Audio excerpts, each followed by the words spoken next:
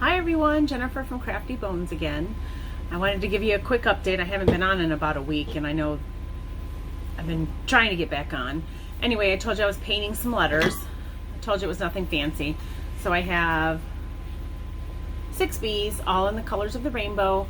I am going to put some little designs on it. I haven't decided yet what I'm going to put on them, but I am going to put some designs on them.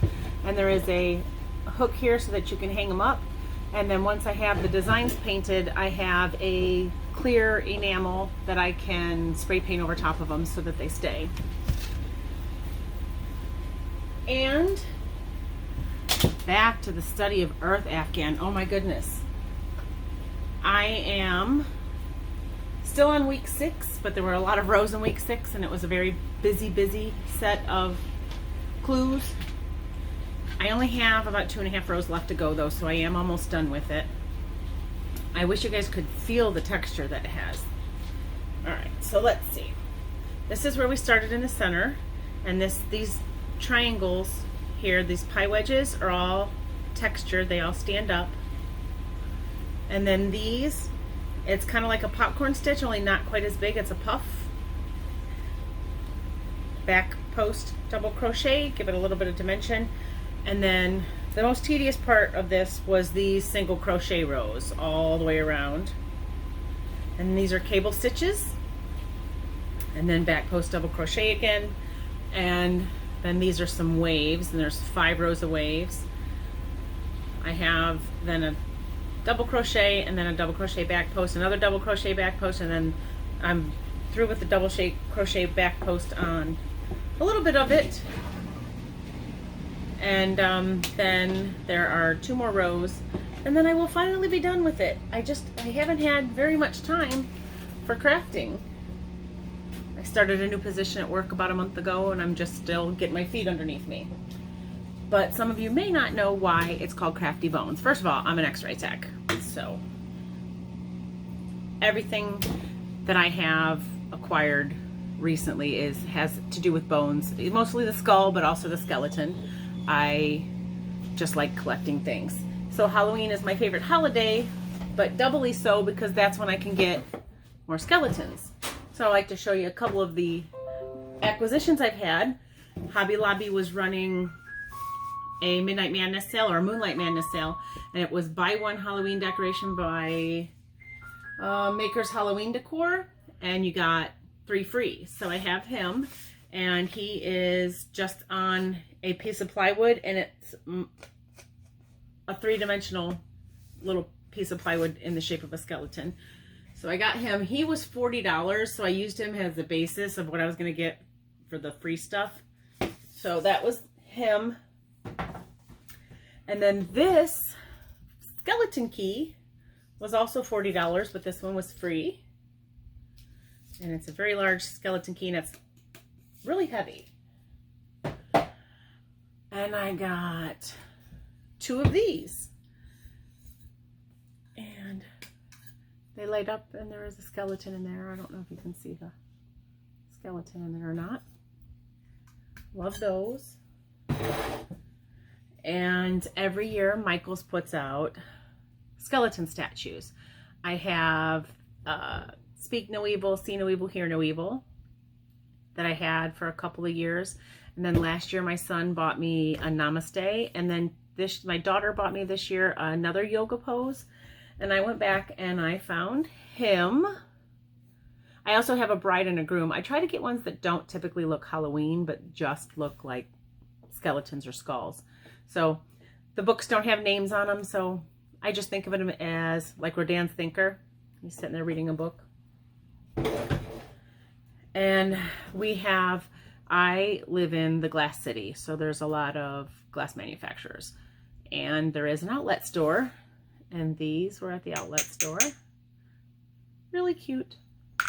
They were 30% off, still too expensive. And then for the last month, for the whole month of October, there has been a coupon available from Dollar General that it was buy one Halloween decoration, get one 50% off. So I got 2 of these, and they light up.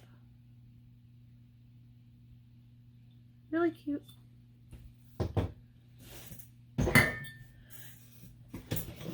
I also got this there. It's a little coaster. And I had a coupon for Michael's, and Michael's was running all their Halloween decorations 50% off. And then I had an additional 20% off because 50% off was a sale and not a clearance. So I got this at one of the Michael's near me. I like that a lot. It's not Halloween. There's no bats, no ghouls, no anything but the skeleton. And then at the other Michael's, I got this fortune teller. Doesn't seem very Halloween-like to me. Could be any time of year. Gypsy fortune teller. And this was the same thing, Michael's. They were on sale 50% off, and then I had another 20% off coupon. And he has an LED in his stomach. Love him. All right. So I wanted to show you another craft project that my family has been doing for 40 years or so. And I try to do it for every baby shower that I have. And what you're going to need is washcloths. White works best, but you could use any color you want. If you find pink ones, green ones, gray ones, whatever. But I seem to think that white works best because I'm going to put them in my embroidery sewing machine. I can put whatever I want on it and I don't have to worry about it matching anything if you have a white washcloth. So I'm going to show you what we do with these white washcloths. So let me change the camera angle and we'll be right back to you. Okay, here I am back again. What you are going to need is a good pair of scissors, extra wide double fold bias tape, your washcloth, a washable fabric marker, and something round. So I have a soup cup, and what I'm going to do is set this soup cup here and center it at the top of the washcloth, but I don't want it so that the circle's getting smaller again. I want to make sure that when I put it on here that the circle is in the middle of everything. So it's in the middle of the washcloth and then the middle here. Okay. So we're going to trace around. Again, this is washable. Water soluble, it'll wash out the first time you wash it. And there we have the neck hole for our washcloth bib. Okay, so I have already cut one. Here's one here. When you cut it, you may have some terry cloth fuzz coming off, but it should be okay. Now, for the double fold extra wide bias tape, choose your color. You can use any color you want, but it does need to be this double wide or extra wide double fold. And apparently you need a save cracker to get into this package. There we go. Now, this is a 3-yard package, and we can get 4 bibs out of a 3-yard package. So we're going to take out the cardboard,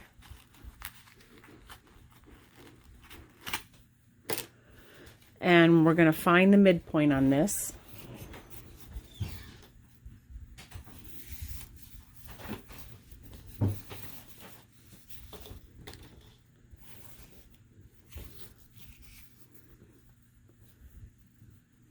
That gives us 1.5 yards, and we're just going to cut that. It doesn't have to be perfect, you guys. It's an inexact science. We'll set this one aside. And then we're going to have one of our halves. So we're going to have 1/4 of the package.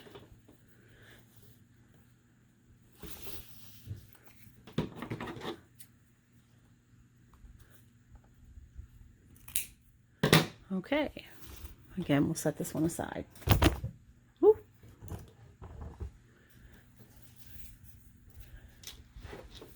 What I want you to do, fold the washcloth right sides together. So the side that you wrote on, I want on the outside.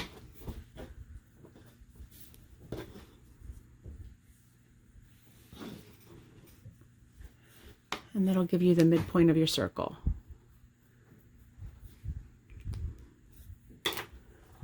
Open it back up. And then you're going to find the midpoint of your bias tape.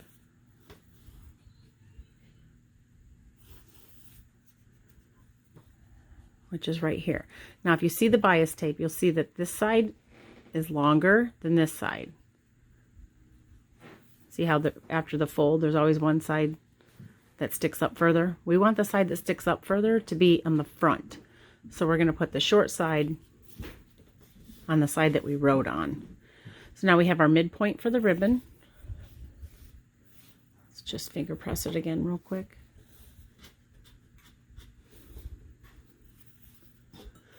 And we're going to match that up to the midpoint that we found here. I'm going to open up the bias tape, slide this in, make sure that that lines up to the mark you made.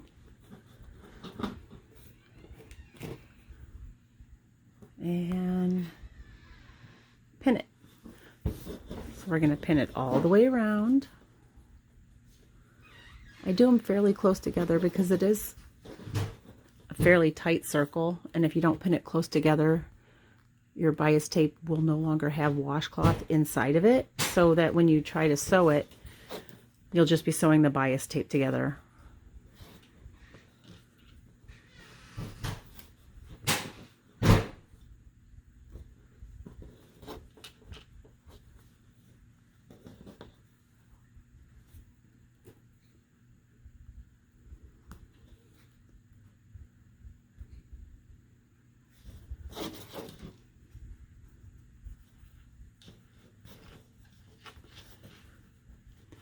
Now when you sew this, you're going to pull it out straight as you sew. It makes it a little easier. Don't try to sew around the curve. I mean, my machine does freehand quilting, but why make life hard? Just pull it out straight and sew a straight line.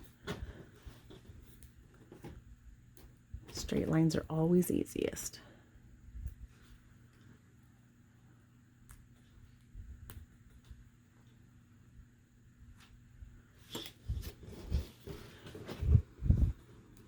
If you saw my video of when I made the bag, you can tell I'm not afraid of pins. I have been poked plenty of times, but when you're sewing with this bias tape, it's so small and narrow, it's very difficult. All right, so I know it sounded like cutting a 3-yard bias tape in quarters was going to be huge, but if you look at this, it's really not. It's really not that long. Once you actually tie it, it's pretty small, but you can get 4 out of there. All right, so let's get our sewing machine set up. All right, here we are back again. So what I'm going to recommend that you do is tuck this just a little bit. Oh, we're going to turn it backwards because this would be the front. Nope, that's the back. Never mind. Turn it this way. Only because it helps it stop from fraying. So you're going to get very close to the edge on this edge, the outer edge.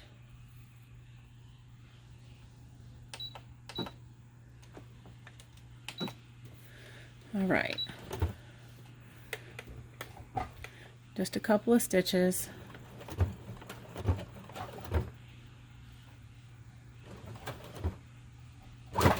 And then I'm going to back up over it. Kind of helps to lock it.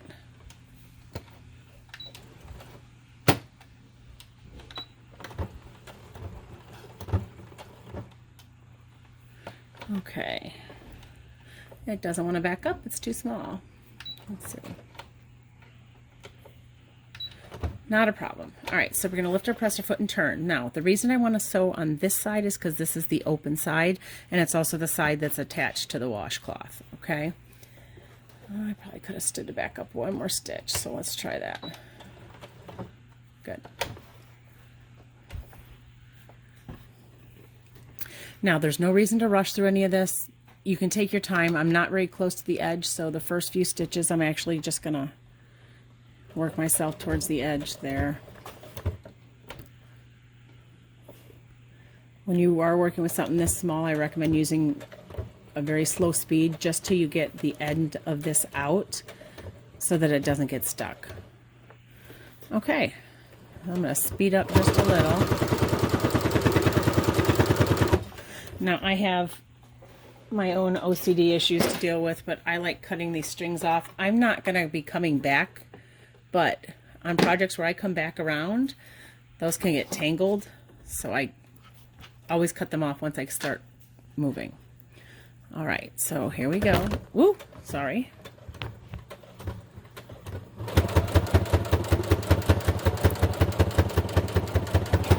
All right, so now remember what I said about pulling it straight. We don't have to follow the curve of the washcloth. We can just make sure it's straight because the bias tape wants to be straight.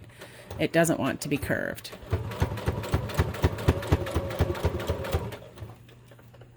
Try not to run over pins with your sewing machine. It can break a needle and send it flying.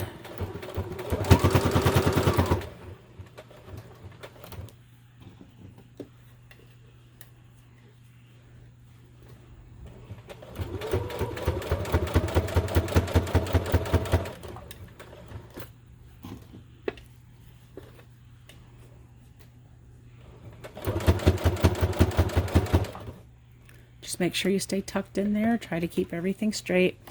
Like I said, it doesn't want to be curved, so it tends to bunch up a little bit. That's why I say go slow. Take your time. You're in no rush.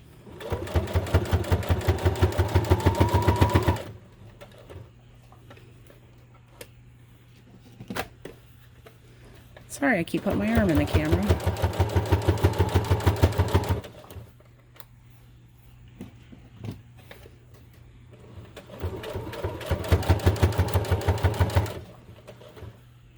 And when you get towards the edge, just like we did when we started, it's a little bulky here because of the serger edge on the washcloth. Wonderful. And again, we're just going to go all the way down.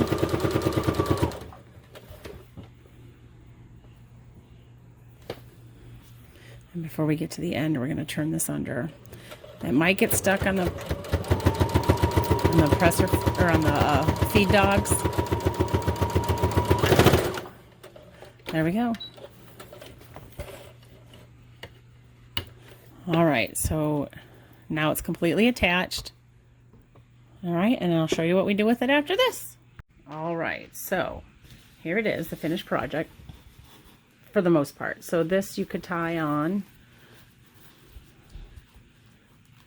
Now you can make just 3 and then you'll have longer strings.